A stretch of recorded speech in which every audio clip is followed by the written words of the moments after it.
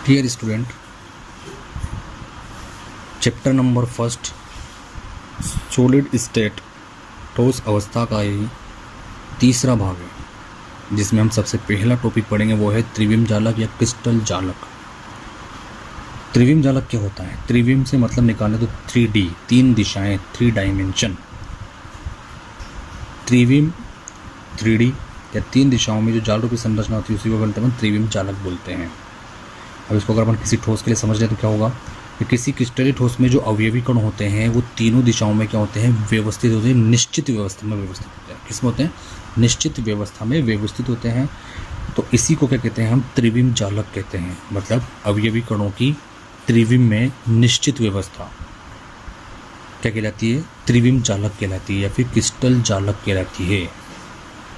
ये तो बात हुई डेफिनेशन की। अब यहाँ पर आपको देखें कि एक संरचना बनी हुई है, इसमें आप देख सकते हैं कि जो अवयवी कण है वो एक निश्चित व्यवस्था में व्यवस्थित होकर एक त्रिविम जाल, त्रिविम मतलब 3D में एक्स, वाई और या जेड तीनों दिशाओं में क्या है? एक जाल रूपी संरचना बना रहा है, जिसको अपन क्या बोल रहे हैं? क्रिस्टल जालक या फिर त्रिविम जालक कहते हैं। यही क्या है? अवयवी कणों की निश्चित व्यवस्था है 3D में। इसी को क्या कहते हैं? हम क्रिस्टल जालक या फिर त्रिविम जालक कहते हैं। तो अवयवी कणों की त्रिविम में निश्चित व्यवस्था त्रिविम जालक या फिर क्रिस्टल जालक कहलाता है। अब अपन इस त्रिविम जालक से ही रिलेटेड कुछ एक और टॉपिक है, वो है मातृ कोशिका या कोष्टिका या फिर इकाई कोशिका।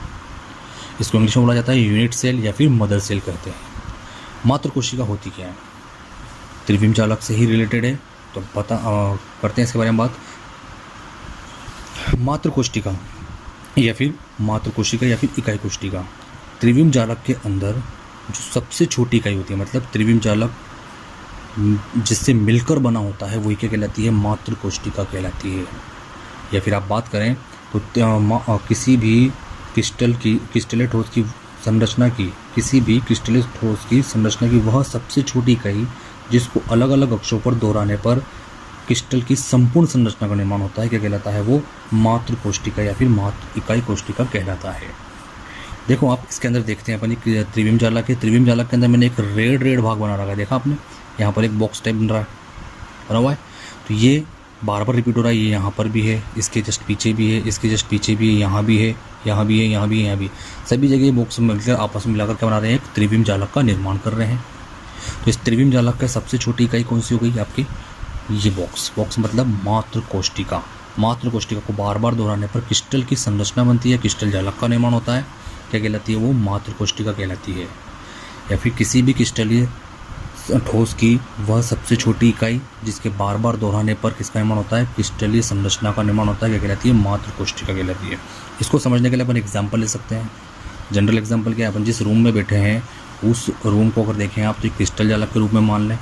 चारों दीवारें दिख रही है उसके अंदर, एक्स में भी है, वाई में भी है, वो दीवार जेड अक्ष में भी दीवार है। अब इस दीवार के हम सबसे छोटी इकाई की बात करें जिससे क्या मिली है? ये दीवार का निर्माण हुआ है, मतलब इस दीवार के अंदर एक्स अक्ष में हुई है, वाई अक्ष में हुई है, जेड में भी हुई है। उस दीवार के अंदर सबसे छोटी इकाई क्या है? आपकी ईंट। तो ईंट क्या है? सबसे छोटी इकाई। और ईंट के ही बार बार दोहराने पर किसका निर्माण हो रहा है? दीवार का। और दीवार से किसका निर्माण हो रहा है? रूम का निर्माण हो रहा है। तो ठीक उसी तरह क्या हो रहा है? मातृ कोशिका को बार बार दोहराने पर ही किसका निर्माण होता है? क्रिस्टल जालक का। तो किसी भी क्रिस्टल जालक की वह सबसे छोटी इकाई जिसको बार बार दोहराने पर क्रिस्टलीय ठोस या क्रिस्टलीय संरचना का क्या होता है? निर्माण होता है, क्या कहलाती है? वो मातृ कोशिका कहलाती है। अब मैंने आपको यहाँ से एक अलग से एक मातृ कोशिका यहाँ से निकाल कर यहाँ बनाई हुई है, दिख रही है आपको? ये आपको वर्ग के समान दिख रही है, पूरा घन दिख रहा है आपको इसके अंदर। इसके अंदर देखते हैं अपन के मातृ कोशिका के अंदर होता क्या है। 1 2 3 4 5 6 7 8 तो क्या होते हैं? इसमें कोने होते हैं। अगर फलक की बात करें तो एक फलक ऊपर वाला, तो जस्ट इसके सामने वाला दूसरा फलक, 2 फलक, एक ये 3, एक ये 4, एक ये सामने वाला इधर 5 और इसके जस्ट पीछे वाला ये 6। तो फलक कितने होते हैं? 6 फलक होते हैं। ये मातृ कोशिका से संबंधित कुछ बातें हैं, इनको याद रखना है हमें। अब बात करते हैं हम इन मातृ कोशिकाओं के भी प्रकार की बात करते हैं। किसी बात करते हैं अपन? मातृ कोशिका के प्रकार या फिर इकाई कोशिका के प्रकार। ये बहुत इंपॉर्टेंट है, यहाँ से क्वेश्चन बन सकता है। मातृ कोशिका 2 प्रकार की होती है, सरल मातृ कोशिका और केंद्रित मातृ कोशिका। सरल मातृ कोशिका का दूसरा हिंदी नेम है आद्य या फिर मूल मातृ कोशिका। इसको इंग्लिश में बोलते हैं सिंपल यूनिट सेल। शॉर्ट में बोल सकते हैं अपन ASUC या फिर SMC। SMC में फुल फॉर्म होगी सिंपल मदर सेल। यहाँ पर अपन देखें केंद्रीय मातृ कोशिका, सेंटर्ड यूनिट सेल, ये फिर 3 प्रकार की होती है, फलक केंद्रित, काय केंद्रित और आधार केंद्रित, 3 प्रकार की होती है। अपन इनको भी डिटेल में पढ़ेंगे, सरल मातृ कोशिका को पढ़ेंगे, केंद्रित मातृ कोशिका के तीनों प्रकार को भी अपन क्या करेंगे, डिटेल में डिस्कस करेंगे। सबसे पहले बात करती है मातृ कोशिका पहले प्रकार की, सरल मातृ कोशिका। सरल मातृ कोशिका क्या होती है? अगर अपन इसको डायग्राम से समझे तो ज़्यादा बेटर रहेगा।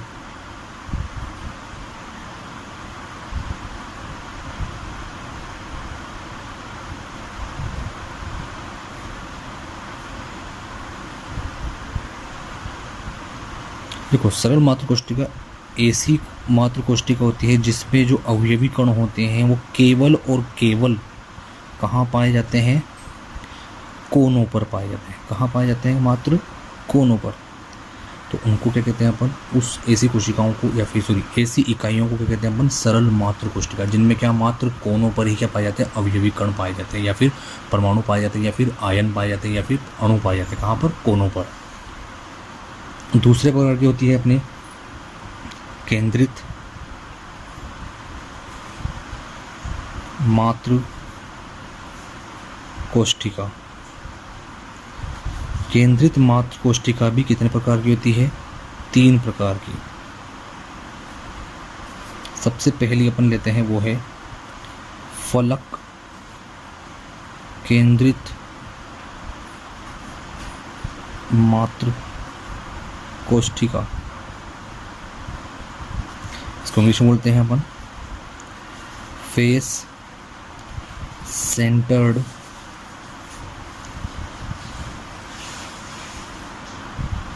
यूनिट सेल, या इसको शॉर्ट में बोला जाता है FCC। याद रखना इस बात को, FCC क्वेश्चन पूछा जा सकता है कि FCC क्या होती है, तो आपको क्या लिखना है? फलक केंद्रित मातृ कोशिका होती है।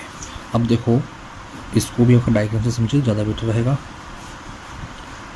नाम से पता चल रहा है हमें फलक केंद्रित। फलक केंद्रित मतलब यहाँ पर जो अवयवी कण होंगे वो कहाँ पाया जाएगा? नाम के अकॉर्डिंग देखें तो फलक के केंद्र पर। फलक केंद्र मतलब फलक के केंद्र। एक फलक ये रहा, दूसरा फलक ये रहा इसके सामने, 2 गए, तीसरा फलक ये रहा, चौथा फलक इधर वाला, 5वां जो सामने वाला जो हमारी आंखों के सामने है। अब छठा फलक जो होता है वो जस्ट इसके पीछे होता है, जिसको हम दर्शाने के लिए उसके सेंटर को क्या करेंगे? डॉट डॉट से बना देंगे।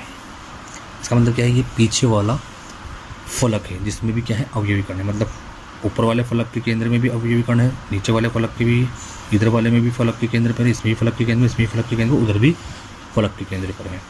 लेकिन एक बात ध्यान देने वाली बात है कि जितनी भी सेंटर्ड मातृ कोशिका हैं वो सब किससे मिलकर बनी है? सरल मातृ कोशिका से बनी हुई है। मतलब इनमें कुछ इसी कोशिकाओं में कुछ चेंजेस आया है और उनसे क्या बना है? एक केंद्रित मातृ कोशिका बनी, जिसमें सबसे पहले क्या है? फलक केंद्रित मातृ कोशिका। तो फलक केंद्रित के अकॉर्डिंग अगर हम माने तो फलकों के केंद्र पर भी अवयवी कण पाए जाते हैं। साथ ही साथ मैंने कहा सरल मातृ कोशिका से बनी, तो सरल मातृ कोशिका में कहाँ पाए जाते हैं? कोनों पर भी पाए जाते हैं।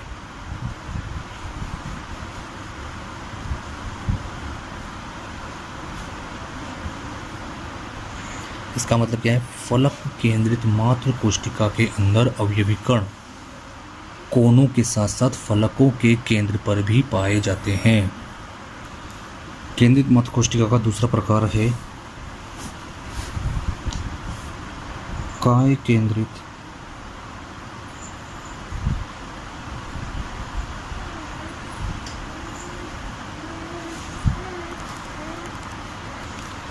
मातृ कोशिका, जिसको इंग्लिश में बोलते हैं बॉडी सेंटर्ड यूनिट सेल।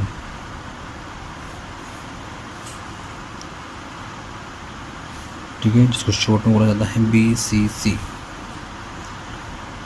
अब देखो, ये भी है केंद्रित मातृ कोशिका है, जो भी किसी वन की बनी है सरल मातृ कोशिका से। नाम से पता चल रहा है काय केंद्रित मातृ कोशिका। तो इसको समझने के लिए भी चित्र बनाएंगे।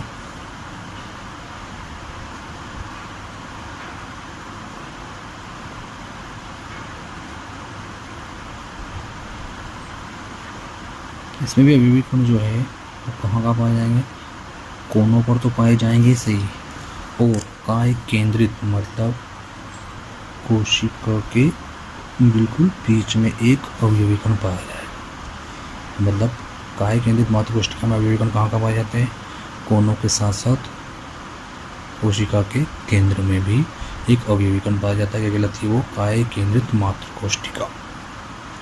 तीसरा प्रकार है इसका केंद्रित मात्र कोशिका का,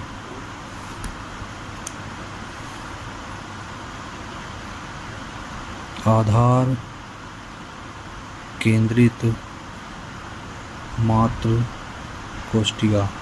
इसको बोला जाता है इंग्लिश में बेस सेंटर्ड यूनिट सेल। इसको भी डायग्राम से समझे अपन।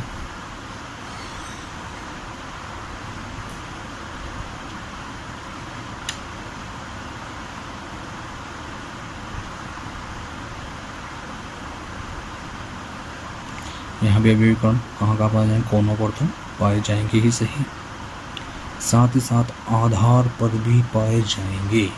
और आधार कितने हैं देखो, एक आधार तो ये रहा, इसके जस्ट सामने वाला भी क्या कहलाएगा, इसका आधार कहलाएगा। तो यहाँ पर आधार पर भी क्या पाए जाते हैं, अवयवी कण पाए जाते हैं। क्या कहलाती है वो, आधार केंद्रित मात्र कोशिका कहलाती है। क्या कहलाती है, आधार केंद्रित मात्र कोशिका। तो मात्र कोशिका के सारे प्रकार हमने समझ लिए हैं। जैसे सरल मात्र कोशिका, सरल मात्र कोशिका में जो अवयवी कण है मात्र कहाँ पाए जाते हैं, कोनों पर ही पाए जाते हैं।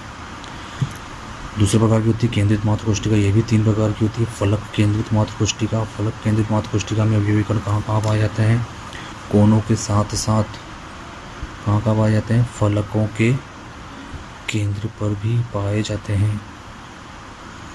ठीक है, लाल लाल अपने फलकों के केंद्र पर है। देखिए अपन काय केंद्रित मात्र कोशिका में अवयवी कण कहाँ कहाँ पाए जाते हैं, कोनों के साथ साथ मात्र कोशिका के केंद्र में भी, बीच में बॉडी के अंदर भी पाया जाता है। क्या कहलाता है वो, काय केंद्रित। आधार केंद्रित मात्र कोशिका में क्या पाए जाते हैं, कोनों के साथ साथ दोनों आधारों के केंद्र पर भी क्या पाए जाते हैं, अवयवी कण पाए जाते हैं।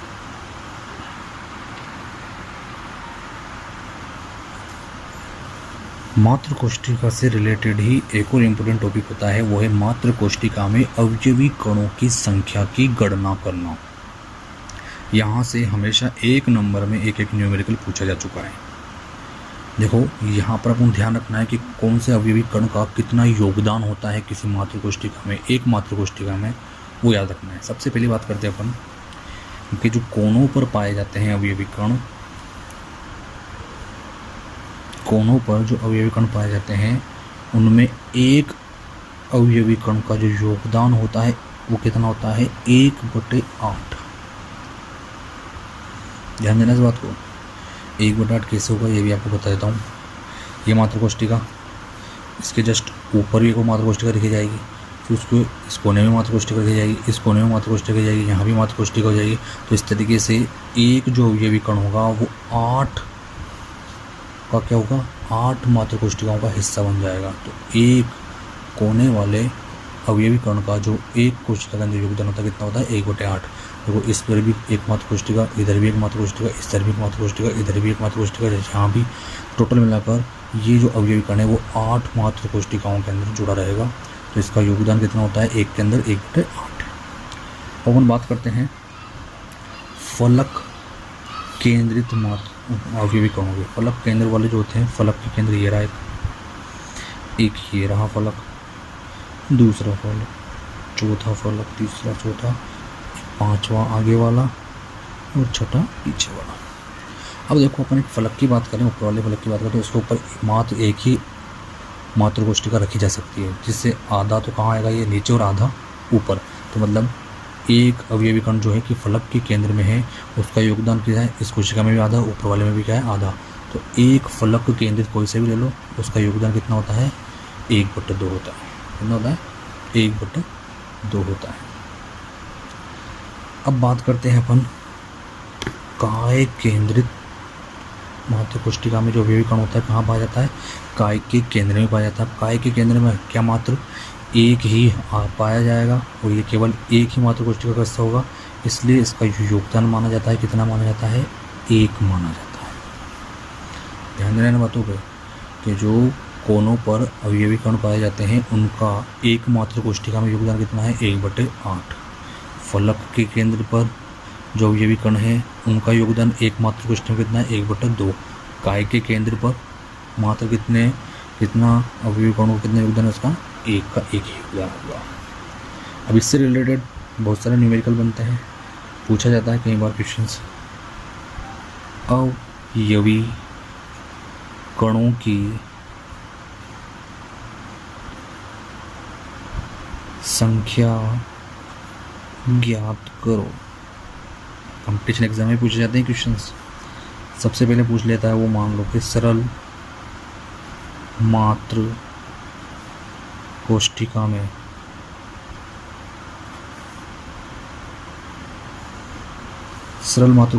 अवयवी कणों की संख्या ज्ञात करो। दूसरा पूछ लेता है वो, फलक केंद्रित मात्र कोष्ठिका में, यह भी पूछा है उसने क्वेश्चन, ये भी क्वेश्चन है। और तीसरा उसने पूछ लिया, मान लो काय केंद्रित मात्र कोष्ठिका में अवयवी कणों की संख्या ज्ञात करनी है। हम उनके डेफिनेशन याद रखनी है, तभी जाके अपन अवयवी कणों की संख्या भी ज्ञात कर सकते हैं। सबसे पहले बात करते हैं, अपन सोल्व करते हैं। सरल मात्र कोष्ठिका में अवयवी कणों की संख्या। अब देखो, सरल मात्र कोष्ठिका को अपन रिमाइंड करें, थोड़ा सा माइंड को अपन ले जाए पीछे के टॉपिक में, तो अपन को पता होना चाहिए सरल मात्र कोष्ठिका के अंदर अवयवी कण कहाँ पाए जाते हैं, केवल और केवल मात्र कहाँ पर पाए जाते हैं, कोनों पर पाए जाते हैं। कहाँ पर पाए जाते हैं, कोनों पर। और हम जानते हैं कोने कितने होते हैं, 8 कोने होते हैं। कितने कोने होते हैं, 8 कोने होते हैं। और एक अवयवी कण का योगदान कितना होता है, 1/8। तो सोल्व करते हैं तो 8 से 8 कैंसिल, और कितना आया, मात्र 1। सरल मात्र कोष्ठिका में अवयवी कणों की संख्या कितनी हो जाएगी, 1 हो जाएगी। ये पहला क्वेश्चन सोल्व। दूसरा क्वेश्चन सोल्व देखते हैं अपन, फलक केंद्रित मात्र कोष्ठिका में अवयवी कणों की संख्या। ठीक है, उसमें देखो आप अवयवी कण, फलक केंद्रित में अवयवी कणों की संख्या ज्ञात करना है। तो अपन को पता है फलक केंद्रित मात्र कोष्ठिका के अंदर अवयवी कण कहाँ पाए जाते हैं, कोनों के साथ साथ कहाँ पाए जाते हैं, फलकों के केंद्र पर भी पाए जाते हैं। कोने कितने हो गए, 8। एक अवयवी कण का योगदान कितना हो गया, 1/8। कोनों पर तो ये हो गया, प्लस कहाँ पाए जाते हैं इसमें, फलक के केंद्र पर। मैंने आपको फलक बताए थे, फलक कितने होते हैं, 6। और फलक पर उपस्थित अवयवी कण का योगदान कितना होता है, एक अवयवी कण का 1/2 टोटल हो गया। ये कहाँ पर पाए जा रहे हैं, कोनों पर भी पाए जा रहे हैं। कोनों पर योगदान निकालने के लिए अपन ने मल्टीप्लाई कर दिया 1/8 से। और अगर फलकों की बात करें, 6 फलक हैं और एक का योगदान कितना होता है अवयवी कण का, 1/2। सोल्व करते हैं इसको, 1 + 3 बराबर कितना होंगे, टोटल 4 अवयवी कण आए। इसी प्रकार से अपन बात करते हैं लास्ट वाले की, काय केंद्रित मात्र कोष्ठिका में। तो अपन को पता होना चाहिए काय केंद्रित मात्र कोष्ठिका के अंदर अवयवी कण जो होते हैं वो काय के केंद्र के साथ साथ कोनों पर भी पाए जाते हैं। तो अपन को कोनों तो फिक्स रखना है, यहाँ पर कोने कितने हैं, 8 हैं, और एक का योगदान कितना है, 1/8, प्लस काय के केंद्र पर जो अवयवी कण है उसका योगदान कितना होता है, 1 होता है। टोटल लिख दिया अपन ने 1। सोल्व करते हैं इसको, 1 + 1 बराबर कितना हो जाएगा, 2। तो काय केंद्रित मात्र कोष्ठिका में अवयवी कणों की संख्या कितनी हो जाती है, 2 प्राप्त होती है। इसी से रिलेटेड जो अगला क्वेश्चन बनता है वो ये है, और वो क्वेश्चन है ये, एक घनीय क्रिस्टल X व Y तत्वों से मिलकर बना है। Y घन के कोनों पर तथा तत्व X घन के प्रत्येक फलक पर उपस्थित है, तो यौगिक का सूत्र क्या होगा।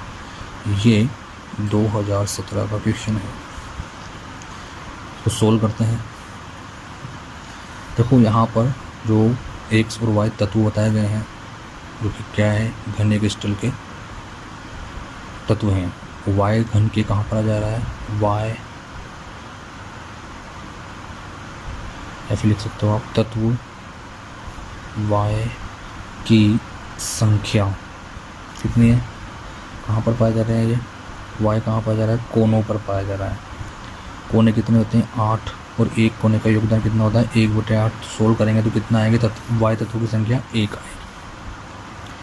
तत्व x की संख्या, x कहाँ पाया जा रहा है प्रत्येक फलक पर। फलक कितने होते हैं 6 और एक फलक का योगदान कितना होता है 1/2। सोल्व करेंगे इसको तो कितने निकल रहे हैं यहाँ पर 3। क्या गया, देखिए इसके अंदर क्वेश्चन पूछा है उसने उपस्थित है तो बस अवयवी कोणों की संख्या निकली है कि y की संख्या कितनी है 1 और x की संख्या कितनी है 3। अब तो अपन क्या करना है, तो यौगिक का सूत्र क्या होगा। सूत्र बनाने के लिए अपन को x को पहले लिखना पड़ेगा, अनुपात करके y लगा देंगे। अपन ने 11th क्लास में बहुत सारे फॉर्मूला बनाए हैं इसमें। तो यहाँ पर x के नीचे x की तत्वों की संख्या, y के नीचे y के तत्वों की संख्या। x कितने हैं 3, y कितने हैं 1। सूत्र देखते हैं अपन। तो यौगिक का जो सूत्र बनना आपने